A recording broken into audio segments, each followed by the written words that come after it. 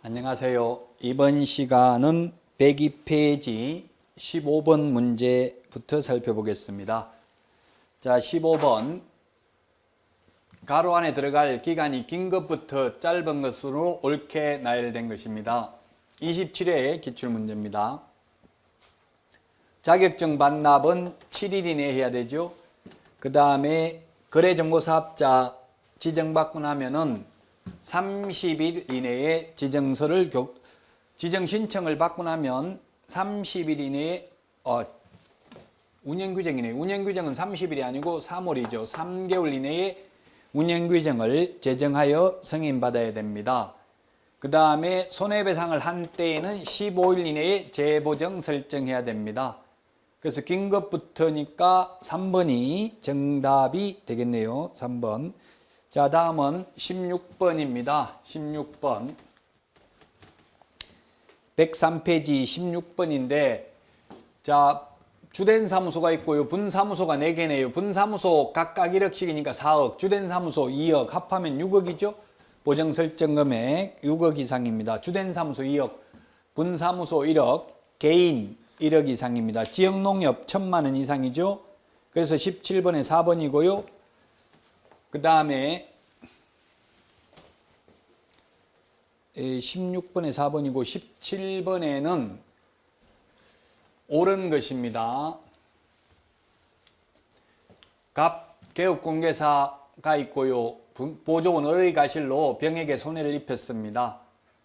갑은 중개사무소 개설 등록 이전에 손해배상 책임을 보장하기 위해 보증보험 공제 공탁 가입해야 되는데, 이전에 하는 게 아니라 미리 하고 싶어도 못합니다. 등록 후 업무 개시 전에 또는 등록증 교부 전에 해야 됩니다. 그 다음에 고용인의 업무상 행위는 그를 고용한 개업공개사의 행위로 본다. 모든 행위가 아니라 업무상 행위입니다. 그 다음에 3번. 그래서 2번이 맞는 내용이고요. 3번. 갑은 을의 모든 행위 X죠. 업무상 행위에 대해서만 손해배상 책임을 지고요. 그 다음에 갑의 병에 대한 책임이 인정되는 경우 을은 직접 병에게 책임을 지지 않는다 했는데, 자기 책임주의 원리가 있습니다. 민주주의에는. 그래서 쉽게 말하면 직원이 잘못하면 직원하고 사장이 공동 책임이고, 사장이 잘못했을 때에는 사장에게만 책임이 있다는 이야기입니다. 잘못한 직원, 즉 을 고용인도 책임이 있고요. 다만 그를 고용한 개업공개사에게도 책임이 있을 뿐입니다. 자, 그 다음에 갑 개업공개사의 책임이 인정되어 의뢰인 병에게 손해배상을 이행한 공제사업자는 갑 개업공개사에게 구상권 행사할 수 없는 게 아니라 있고요. 개업공개사는 다시 고용인의 잘못이 있다면 고용인에게 구상권을 행사할 수 있습니다. 자, 다음은 18번입니다. 18번. 우리 교재 104페이지 18번인데요. 옳은 것입니다. 자, 우연한 기회에 한두 번 중개하고 돈 받기로 했으면 중개보수 지급 약정은 무효가 아니라 유효합니다. 다만 무등록업자, 직업적으로 하는 무등록업자의 보수 청구권은 인정되지 않지만 우연한 기회에 한두 번 하고 받기로 한 것은 받아도 됩니다. 그 다음에 보정 설정 금액은 지역농협은 1,000만 원 이상입니다. 법인 2억 원 이상이고요. 분사무소 1억 원 이상, 개인개업공개사 1억 원 이상입니다. 그 다음에 공탁금은 5년이 아니고 3년 이내에는 회수할 수 없습니다. 그 다음에 4번. 공인중개사가 자신 명의의 중개사무소에 무자격자로 하여금 자금을 투자하고 이익을 분배받도록 하는 것만으로도 양도대에 해당된다. 해당되지 않습니다. 실제 자격증 있는 사람이 계약서, 확인설명서에 직접 서명 날인했다면, 중개무에 종사했다면 동업을 하는 것은 가능합니다. 그래서 틀렸고요. 5번. 분사무소 1개를 개설한 법인인 개업공개사가 손해배상 책임의 보장을 위해서 공탁만을 하는 경우에는 3억 원 이상을 공탁해야 된다. 주된 사무소 2억 원, 분사무소 1억 원. 맞네요. 그래서 18번에 5번이 답이 되겠습니다. 자, 19번은 이제 계약금 등의 예치 권고 제도와 관련되는 내용으로서 틀린 것입니다. 개업공개사가 예치하도록 권고할 수 있는 거지 할 의무는 없죠. 맞습니다. 그 다음에 계약금 등을 예치하는 경우에는 최신관서에 예치하도록 최신관서 명의로 공제사업을 하는 협회에 예치하도록 할 수 있다. 예치기관은 금융기관, 공제사업을 행하는 자, 신탁업자, 예치명의자는 보험업법에 의한 보험회사, 최신관서 다 가능하죠. 그래서 보험업법에 따른 보험회사 명의로 예치할 수도 있습니다. 그 다음에 매도인 명의로 예치할 수는 없습니다. 예치명의자 7명, 개업공개사, 은행법에 의한 은행, 공제사업을 행하는 자, 신탁업자, 최신관서, 보험업법에 의한 보험회사, 계약이행관리 전문회사입니다. 반환보증서 발행기관은 금융기관, 보증보험회사죠. 자, 그래서 4번이 틀린 정답이고요. 그 다음에 계약 성립될 때까지가 아니라 이행이 완료될 때까지 예치하도록 권고할 수 있습니다. 그래서 19번에 4번이 되겠습니다.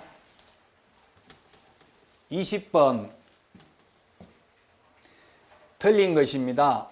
1번 금융기관에 예치하는데 소요되는 실비는 매도인이 부담하는 게 아니라 계약금 등의 예치 권고와 관련되는 소요되는 비용은 매수 임차 의뢰인에게 받을 수 있고요. 중개 보수와 관련된 실비는 매도 임대 의뢰인에게 받을 수 있습니다. 2번 계약금 등에는 중도금, 잔금도 포함되지요. 그 다음에 3번 보증보험 공제가입하거나 공탁을 해야 된다. 개업공개사 명의로 예치를 하는 경우에는 맞습니다. 그 다음에 개업공개사는 자기 예치금과 계약금 등을 분리해서 관리해야 되며 거래 당사자의 동의 없이는 인출하여서는 아니 됩니다. 따라서 20번에 1번입니다. 매도인이 부담하는 게 아니라 계약금 등의 예치 권고와 관련하여 소요되는 비용은 매수, 임차 의뢰인에게 받을 수 있습니다. 21번입니다. 예치 명의자에 속하지 않는 자, 법원인의 예치 명의자에 속하는 게 개업공개사, 그 다음에 은행법에 의한 은행, 공제사업을 행하는 자, 신탁업자, 최신관서, 보험업법에 의한 보험회사, 계약이행관리 전문회사입니다. 법원 명의로 예치할 수 있다. 제3자 명의로 예치할 수 있다. 매도인 명의로 예치할 수 있다. X로 출제되었습니다. 자, 다음은 106페이지 22번 보겠습니다. 옳은 것은 했는데 등록 신청할 때 보증가입 못하고요. 분사무소나 매수신청 내린 등록 신청은 등록 신청할 때 하지만 등록 통지서가 있어야 됩니다. 그래서 등록 후 업무 개시 전에 보증 설정합니다. 자, 그 다음에 특수법인은 보증 설정하지 않아도 된다 했는데 특수법인도 해야 됩니다. 지역농협은 1,000만 원 이상, 나머지 특수법인은 2억 원 이상 해야 됩니다. 자, 그 다음에 3번입니다. 3번. 공제 가입한 개업공개사로서 보증기간이 만료되어 다시 보증 설정하고자 하는 경우 만료 후 15일 이내에 재설정하는 게 아니라 만료일까지 해야 됩니다. 손해배상 해주고 나면 15일 이내죠. 자, 그 다음에 보증 설정 안 하고 업무를 개시한 경우 등록 취소할 수 있고요. 보장금액 등을 설명하지 않거나 보증관계 정서를 교부하지 않는 경우에는 100만 원 이하의 과태료입니다. 자, 그 다음에 손해배상을 한 때는 30일이 아니고 15일 이내에 재보정 설정을 하여야 합니다. 따라서 22번에 답 4번이고요. 그 다음에 23번 옳은 것입니다. 농협이 중개 업무를 하는 경우 업무 개시 전까지 1,000만 원 이상 가입해야 됩니다. 등록관청에 원칙 신고해야 됩니다. 예외 보정기관이 등록관청에 보정사실을 통보한 경우는 신고를 생략할 수 있습니다. 기억 맞고요. 그 다음에 미연은 자기 사무소를 다른 사람의 중개행위 장소로 제공하여 재산상 손해가 발생한 때에도 배상 책임이 있습니다. 없다고 해서 틀렸고요. 손해배상을 한 때는 15일 이내에 재보정 설정해야 됩니다. 따라서 23번에는 1번이 되겠습니다. 그 다음에 24번 교육공개사 등의 금지행위라고 했죠. 등의 금지행위. 금지행위에 해당하는 건데요. 자, 대리하여 일방대리는 금지행위가 아니죠. 그 다음에 2번 분양대행하고 돈 많이 받아도 이거는 중개보수가 아니니까 금지행위 아닙니다. 그 다음에 직접거래 금지행위죠. 직접거래 금지행위고요. 매매를 업으로 하는 거 금지행위입니다. 직접거래 3년에 3천만 원, 매매를 업으로 하면 1년 이하의 징역이나 1,000만 원 이하의 벌금. 따라서 24번에 2번이 답입니다. 자, 25번 금지행위가 아닌 것 했는데 매무수거 관직상투 금지행위라고 했는데요. 일방대리 금지행위 아닙니다. 쌍방대리가 금지행위입니다. 따라서 25번에 5번이 정답이 되겠습니다. 다음은 108페이지 26번입니다. 금지행위에 해당하는 것은 했는데 문구점을 운영해도 겸업해도 됩니다. 금지행위 아니고요. 상가 분양대행하고 받는 돈은 중개보수가 아니니까 많이 받아도 됩니다. 자, 그 다음에 직접거래, 주택을 직접 자기 명의로 매수하는 행위는 금지행위입니다. 따라서 26번에 3번이 답이고요. 그 다음에 아들이 거주할 주택을 다른 개업공개사의 중개로 임차하는 건 직접거래 아니고요. 쌍방대리는 금지행위지만 일방대리 금지행위 아닙니다. 26번에 3번이 답이 되겠고요. 27번 금지행위에 해당되지 않는 경우입니다. 자, 1번 매매를 업으로 하면 금지행위고요. 그 다음에 2번 세금 포탈을 하려는 것을 알고도 이에 동조하여 전매를 중개하는 행위 금지행위죠. 투기를 조장하는 행위. 그 다음에 가격 속이는 거 금지행위, 거짓되는 행위입니다. 그 다음에 소유자로부터 대리권을 수여받은 대리인과 직접 거래해도 금지행위입니다.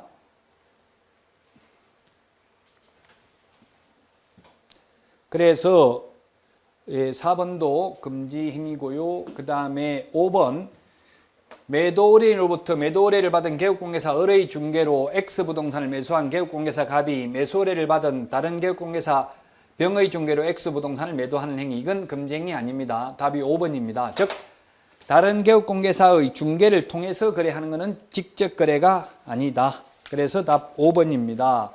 다음은 28번입니다. 자, 1번 쌍방대리 3년에 3천만 원, 매무수거 1년에 1,000만 원, 관직상투 3년에 3천만 원이죠. 매매를 업으로 하면 1년에 1,000만 원 맞고요. 그 다음에 분양 관련 증서 3년에 3천만 원, 관직상투, 실비초가 매무수거 1년에 1,000만 원 맞는 것은 기역, 미연. 정답은 28번에 1번이네요. 매무수거, 관직상투 금지행위 반드시 암기하셔야 되겠습니다. 다음은 29번 교육입니다. 29번 110페이지 교육제도에 대해서 옳은 것은 했는데 책임자는 고용신고일 전 연수교육받는 게 아니라 실무교육받아야 되죠. 연수교육은 실무교육받은 개업공개사와 소속공개사가 2년에 한 번씩 받는 겁니다. 2번 폐업신고 후 1년 이내에 다시 등록 신청하려는 경우 실무교육 받지 않아도 된다. 교육의 유효기간이 1년인데 그만두고 1년 안에 개업하거나 그만두고 1년 안에 취직하려면 교육 안 받아도 됩니다. 자, 그 다음에 시도지사는 연수교육을 실시하려는 경우 2년 되기 1개월 전까지가 아니라 2개월 전까지 당사자에게 통지해야 됩니다. 그래서 29번에 3번 틀렸습니다. 2개월 전까지 통지해야 된다. 4번 연수교육 시간은 12시간 이상 16시간 이하입니다. 직무교육이 3시간 이상 4시간 이하죠. 고용관계 종료 신고 후 1년 이내에 고용신고를 다시 하려면 직무교육 받지 않아도 됩니다. 직무교육, 실무교육, 매수신청 대리, 실무교육의 유효기간은 원칙 1년.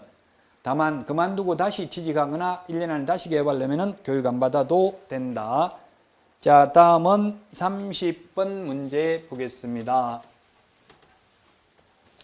30번 실무교육에 대한 설명으로 옳은 것은 했는데 틀린 것은 했는데 시도지사가 실시합니다. 실무교육, 연수교육은. 그 다음에 실무교육 시간은 28시간 이상 32시간 이하고요. 그 다음에 폐업신고 후 2년이 지난 자는 실무교육 다시 받아야 됩니다. 1년만 지나면 다시 받아야 되죠. 그 다음에 사무소 이전의 경우 실무교육 다시 받지 않아도 됩니다. 5번 법인이 중개사무소 개설을 하는 경우에 그 임원 전원이 실무교육을 받아야 된다. 모든 임원이 받아야 된다. 그 다음에 사원, 한명합자회사의 무한책임사원은 실무교육을 받을 의무가 없다는데 실무교육 받아야 됩니다. 모든 임원, 사원, 전원이 실무교육 받아야 됩니다. 자격증이 있든 없든. 매수 신청 대리 실무교육은 대표자만 받죠. 따라서 30번에 답 5번이고요. 111페이지 31번입니다. 31번 틀린 것인데 교육시간 실무교육 28시간 이상 32시간 이하 교육시간 다 기억해야 되겠죠. 폐업신고 후 1년 이내에 다시 등록 신청하려는 경우 교육이 면제됩니다. 자, 3번 공인중개사가 등록 신청하려는 경우 등록 신청일 전 1년 이내에 법인인 개업공개사가 실시하는 게 아니라 시도지사가 실시하는 교육을 받아야 됩니다. 4번 시도지사는 연수교육을 실시하려는 경우 실무교육 또는 연수교육을 받은 후 2년이 되기 2개월 전까지 당사자에게 통지해야 된다. 2개월입니다. 2개월 전까지 통지, 정책심의위원회 회의 개최는 7일 전까지 통지, 그 다음에 거래사고 예방교육은 10일 전까지 통지입니다. 5번 분사무소 설치 신고의 경우 책임자가 신고일 전 1년 이내에 시도지사가 실시하는 실무교육을 받아야 됩니다. 따라서 31번에 답 3번이고요. 다음은 32번 보겠습니다. 틀린 것은 했는데 실무교육과 연수교육은 시도지사가 실시하고요. 그 다음에 실무교육 시간 28시간 이상 32시간 이하고요. 실무교육은 통지해주지 않습니다. 연수교육을 2개월 전까지 통지합니다. 따라서 답 3번이 되겠습니다. 자, 그 다음에 4번은 실무교육을 받은 개업공개사 및 소속공개사는 2년마다 12시간 이상 16시간 이하의 연수교육을 받아야 되고요. 보조원의 경우 고용단계가 종료된 후 1년 이내에 다시 고용신고될 경우에는 직무교육을 받지 않아도 된다. 직무교육, 실무교육, 매수신청 대리 실무교육 유효기간 1년이다. 다만 그만두고 1년 안에 다시 취직하거나 다시 개업하려면 안 받아도 된다. 따라서 32번에 답 3번이 되겠습니다. 자, 다음은 33번입니다. 33번 112페이지에 있습니다. 실무교육을 받은 개업공개사는 실무교육을 받은 후 2년마다 시도지사가 실시하는 직무교육을 받아야 된다 했는데 연수교육을 받아야 되죠. 2년마다. 책임자가 되고자 하는 자는 연수교육 받는 게 아니라 실무교육 받아야 되고요. 고용관계 종료 신고 후 1년 이내에 다시 보존으로 고용신고 대상이 된 자는 시도지사 또는 등록관청이 실시하는 실무교육을 받지 않아도 된다. 예, 1년 안에 다시 하면 맞습니다. 실무교육은 28시간 이상 32시간 이하고요. 연수교육은 12시간 이상 16시간 이하고요. 직무교육이 3시간 이상 4시간 이하입니다. 그 다음에 틀렸습니다. 그래서 5번 장관이 마련하여 시행하는 교육지침에는 교육대상, 교육과목, 교육시간 등이 포함되어야 하나 수강료는 그러하지 않는다 했는데 수강료도 포함되어야 합니다. 자, 그래서 33번에는 정답이 3번이 되겠습니다. 자, 그 다음에 114페이지 챕터 7 중개보수 및 실비입니다. 중개보수 및 실비가 시험에 2문제 출제됩니다. 중개보수 계산하는 한 문제, 일반적인 내용 한 문제에서 2문제가 출제가 됩니다. 중개보수라고 불렀고요. 매수신청 대리는 수수료라고 했는데 매수신청 대리도 2017년 6월부터 이제 매수신청 대리 보수라고 합니다. 자, 그러면 보수 청구권 발생, 행사, 소멸입니다. 발생은 중개계약 시에 발생을 하고요. 행사는 거래계약 시에 행사할 수 있습니다. 소멸은 개업공개사의 고의 또는 과실로 인하여 그 거래계약이 무효 취소 해제된 경우에 소멸합니다. 그래서 중개계약 시에 발생은 하지만 거래계약 성립을 정지조건으로 발생하므로 거래계약이 성사되어야 받을 수 있다. 그런데 거래당사자의 이행지체로 즉 매수인이 중도금을 지급하지 않아서 계약이 깨졌다면 그건 중개보수 받을 수 있습니다. 개업공개사의 고의과실이 없다면. 자, 실비는 당사자 약정으로 정하고요. 그 다음에 실비는 실제 지출한 때 받으면 되고요. 중개 완성과 상관이 없습니다. 그리고 2번 중개보수 요율 기준 및 범위입니다. 주택과 주택 외를 분류하는 겁니다. 주택과 주택 외의 분류. 자, 첫 번째 주택에 대한 중개보수가 있고요. 그 다음에 주택 외가 있는데 주택은 국토교통부령이 정하는 범위 내에서 시도조례로 정합니다. 시도조례로 정한다. 그 다음에 주택 외의 경우, 그럼 국토교통부령에 보면 주택인 경우 국토교통부령에는 뭐라고 되어 있냐면은 매매는 0.9, 임대차는 0.8.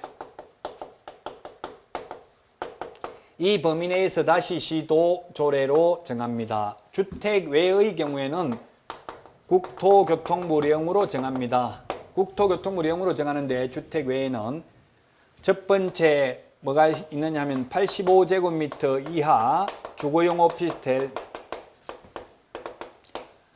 오피스텔이 있고 그 다음에 그 외에 기타 그 외가 있습니다. 그 외란 85제곱미터 이하 비주거용, 그 다음에 85제곱미터 초과 주거용, 그 다음에 토지, 그 다음에 상가, 임목, 광업재단, 공장재단 이렇게 나누는데 85제곱미터 이하 주거용 오피스텔은 매매인 경우는 0.5% 범위 내에서 임대차는 0.4% 범위 내에서 받을 수 있습니다.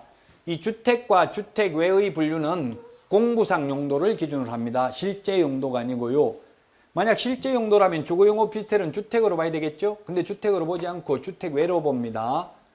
자, 기타 85제곱미터 주거용 오피스텔 외에는 모두 매매든 임대차든 0.9 범위 내에서 당사자 협의에 의해서 받습니다. 그리고 만약 주상복합인 경우에는 주택의 면적이 2분의 1, 상가 면적이 2분의 1이면 주택의 면적이 2분의 1, 상가의 면적이 2분의 1이면은 전부 주택으로 봅니다. 2분의 1 이상이 주택인 경우에는 전부 주택으로 본다.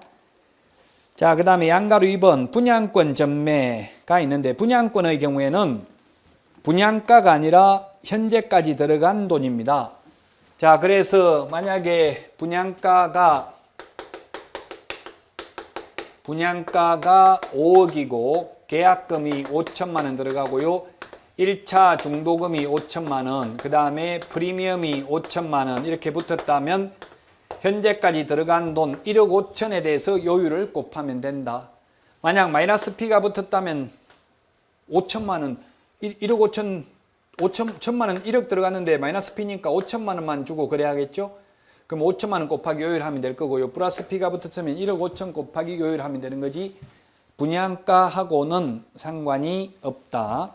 자, 그 다음에 이게 판례입니다. 요거는 주택에 부속된 토지는 주택에 준해서 받습니다. 각각 받는 게 아니고요.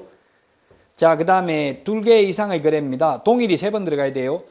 동일한 중개상물, 동일 당사자, 동일한 기회에 매매와 그 외의 매매 이외의 거래가 동일한 기회에 이루어지는 경우에는 매매에 대한 거래 금액만을 적용한다.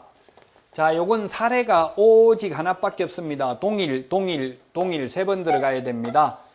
매도인이 매수인에게 집을 팔고 매매 계약을 하고 그 자리에 임대차 계약을 하고 눌러 사는 경우입니다.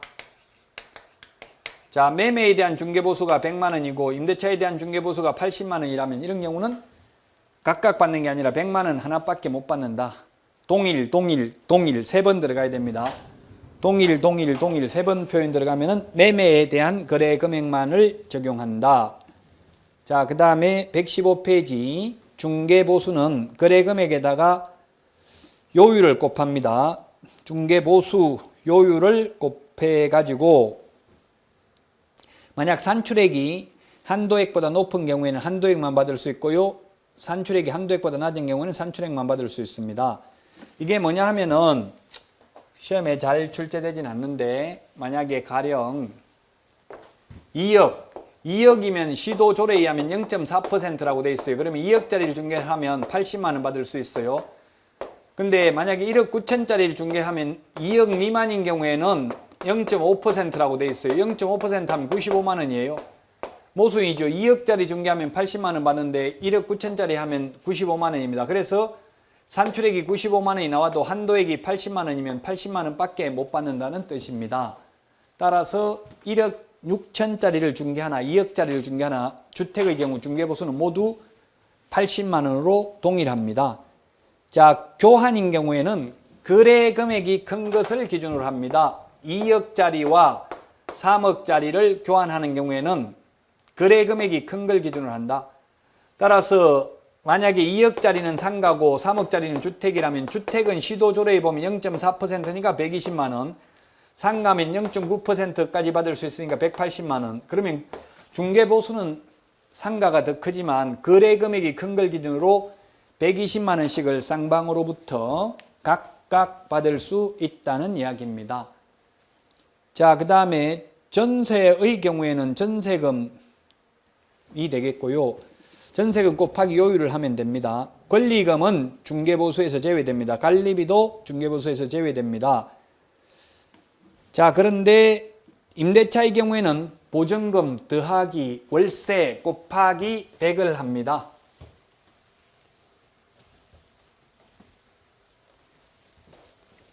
가령 보증금이 500만 원에 월세가 45만 원이면 45만 원 곱하기 100을 합니다. 그러면 보증금 더하기 월세 곱하기 100을 하면 5천만 원이 나옵니다. 이렇게 5천만 원 나오면 곱하기 요율을 해주면 됩니다.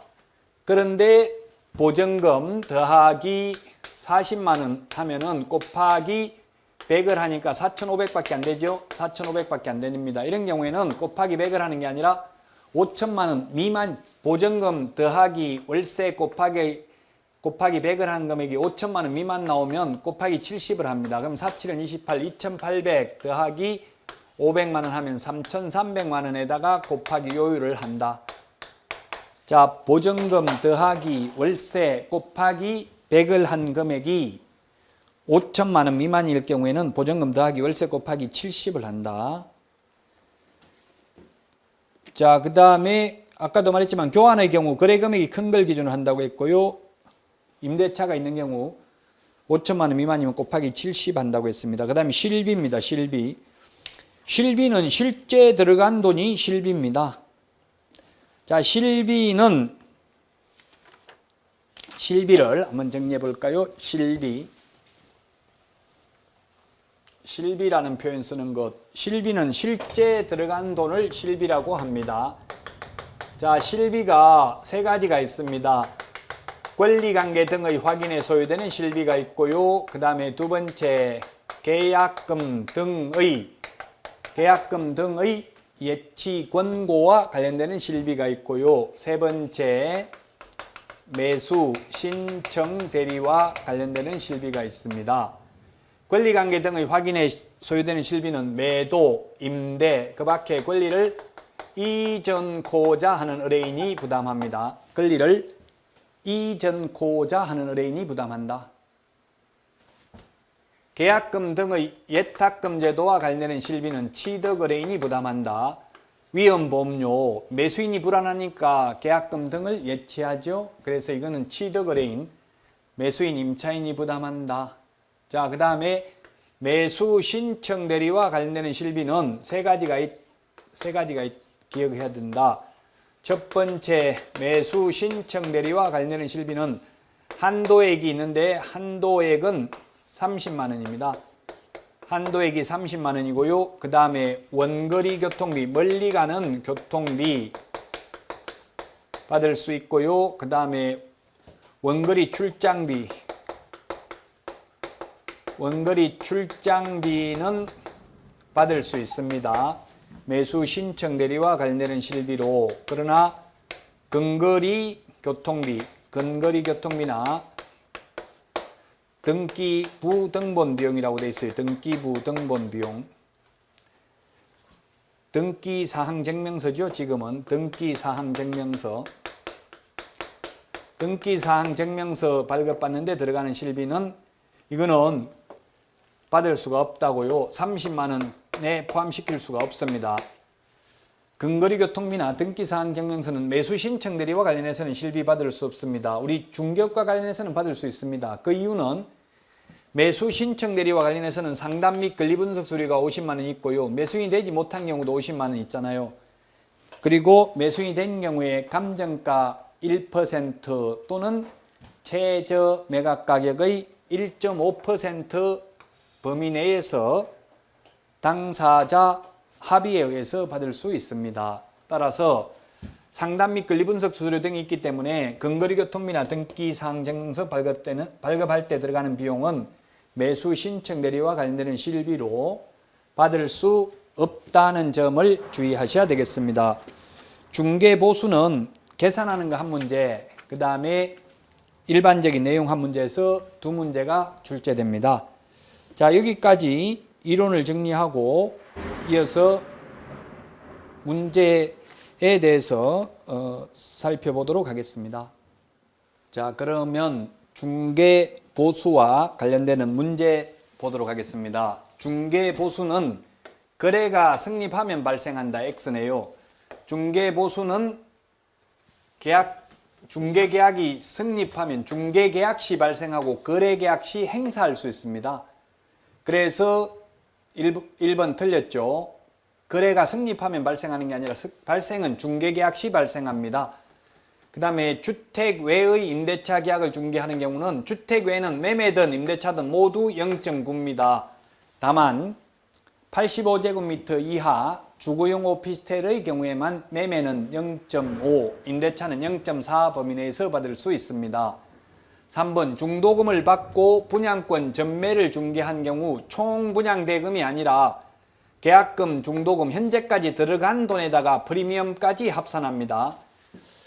프리미엄은 중개보수에 합산하는데 권리금은 중개대상물이 아니므로 권리금은 중개보수 계산할 때 포함시키지 않습니다. 총분양대금 해서 X입니다. 그 다음에 동일한 중개대상물, 동일 당사자, 동일한 기회, 동일 세 번 들어가면 매매에 대한 거래금액만을 적용합니다. 매매, 전세의 중개보수만을 청구할 수 있다. X죠. 매매에 대한 거래금액만을 적용합니다. 동일 세 번 들어가야 됩니다. 5번 실비는 쌍방에게 각각 청구한다고 했는데 매수 신청 대리와 관련되는 실비, 계약금 등의 예탁금 제도와 관련되는 실비, 그 다음에 권리관계 등의 확인에 소요되는 실비가 있는데 권리관계 등의 확인에 소요되는 실비는 매도 임대 의뢰인에게, 계약금 등의 예탁금 제도와 관련되는 실비는 매수 임차 의뢰인에게 청구할 수 있습니다. 쌍방이라고 해서 X고요. 그 다음에 교환의 경우에는 각각 적용한 금액으로 받을 수 있다 했는데 교환은 거래금액이 큰 것을 기준으로 합니다. 거래금액이 큰 것.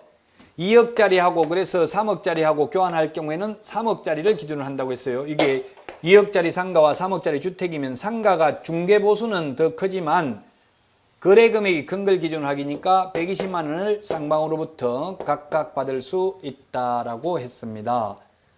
7번 중개대상물의 소재지와 사무소 소재지가 다른 경우에는 중개대상물 소재지가 아니라 사무소 소재지 시도 조례가 정하는 중개보수를 받을 수 있습니다. 자, 그래서 예를 들어 보면 본사는 서울에 있고요. 그 다음에 분사무소는 충청남도 천안시에 있습니다. 그리고 아파트는 경기도 평택에 있습니다. 경기도 평택. 자, 그러면 천안에 있는 분사무소에서 평택에 있는 아파트를 중개했을 경우 어느 시도 조례가 정한 중개보수를 받습니까? 중개보수는 중개대상 소재지가 아니라 뭐가 기준이라고요? 사무소 소재지 기준이 되겠습니다. 사무소 소재지. 따라서 사무소가 천안에 있기 때문에 시도조례니까 천안시가 아니라 충청남도조례입니다. 이때 시도라고 했을 때 시는 특별시, 광역시 및 도를 말하죠. 특별자치도. 그래서 이런 경우는 충남도조례가 되겠습니다. 천안시 조례가 아니라 충청남도조례, 시도조례니까. 즉 사무소 소재지가 기준이 된다고요. 중개대상물 소재지가 아니고요. 그 다음에 8번 임대차를 중개한 경우 임차인이 있으면 차임이 있으면 월수를 적용한다. 월수를 곱하는 게 아니라 계약기간 월수 2년이면 24개월을 곱하는 게 아니라 곱하기 100을 한다 이 말입니다. 곱하기 100을 하는데 다만 보증금 더하기 월세 곱하기 100을 한 금액이 5천만 원 미만인 경우에는 보증금 더하기 월세 곱하기 70 한다고 했죠. 그 해당 기간 월수를 곱하는 게 아니다.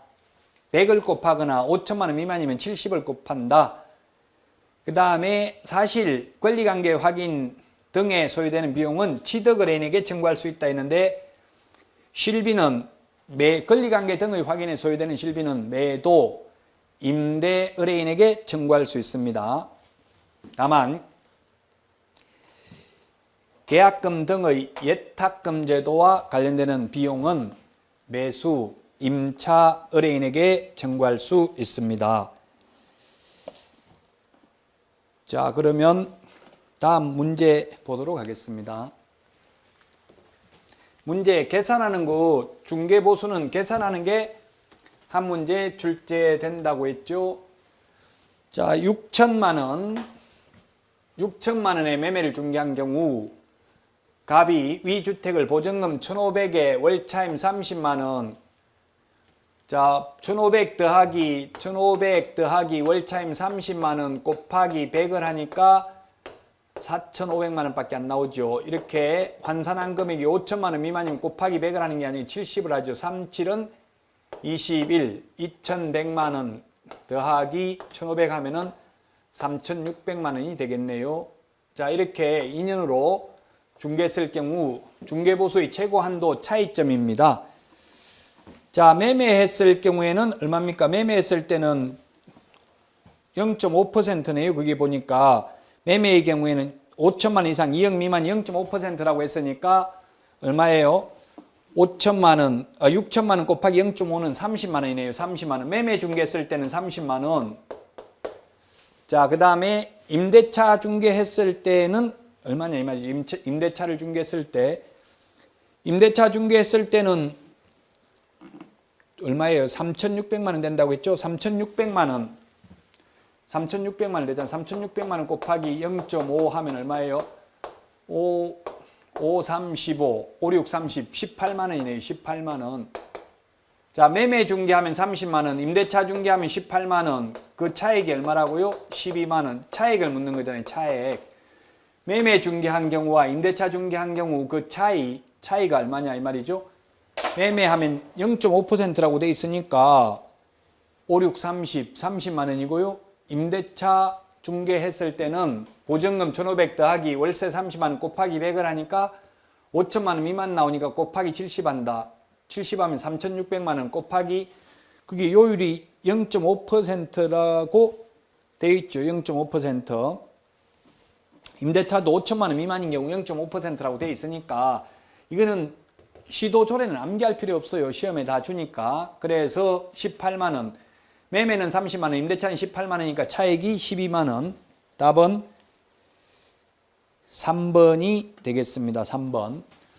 이런 식으로 계산하는 문제들이 시험에 출제된다. 자, 그 다음에 2번입니다. Y시의 중개사무소를 둔 A 개업공개사 A의 중개로 매도인 각과 매수인 을 간의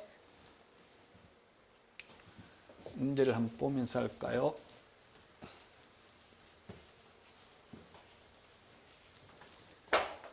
자, 교재 117페이지 문제입니다. 매도인 을과 매도인 갑과 매수인 을 사이에 2억에 매매하는 계약을 체결하고 동시에 을이 임차인 병에게 X주택을 보증금 3천만 원, 월차임 20에 임대하는 임대차 계약을 체결하였다. 중개보수 최고액은 얼마인가?